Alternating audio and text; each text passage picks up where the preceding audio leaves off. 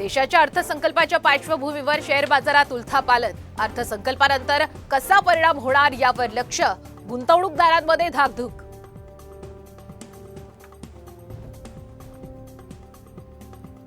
दोन 2024 मध्ये आर्थिक वाढीचा दर हा 8.2 राहण्याचा अंदाज, तर 2023च्या तुलनेमध्ये 2024 मध्ये महागाई कमी झाल्याचाही दावा आर्थिक पाहणी अहवालातून माहिती समोर।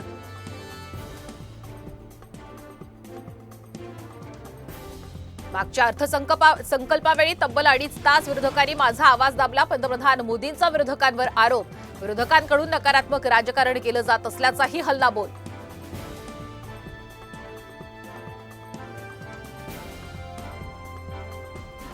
भारताची परीक्षा प्रणाली पूर्णपणे फ्रॉड, परीक्षांमध्ये झालेल्या घोटाळ्यांवरून राहुल गांधींचा हल्लाबोल।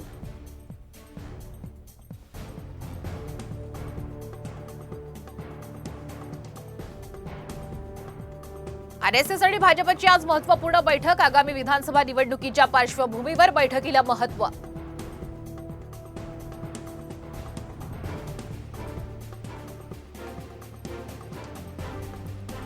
टोमॅटो पिकावर मावा आणि करपा रोगाचा प्रादुर्भाव, आधीच महाग असलेल्या टोमॅटोची आवक घटल्याची शक्यता, टोमॅटो आणखी महाग होणार।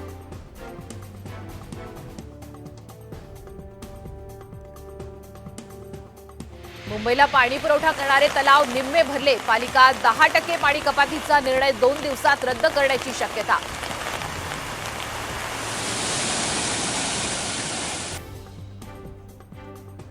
अंबरनाथचं चिखलोली धरण ओव्हरफ्लो, अंबरनाथकरांची वर्षभराची पाण्याची चिंता मिटली।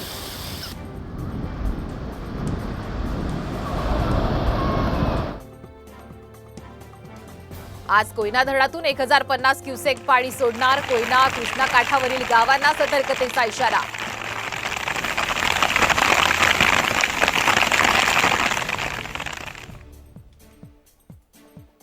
नागपूरच्या पारडी परिसरामध्ये फुटपाथ खचून 12 फुटांचा खोल खड्डा, खड्ड्यांमुळे अपघात होण्याची दाट शक्यता, पालिका प्रशासनाचं मात्र दुर्लक्ष।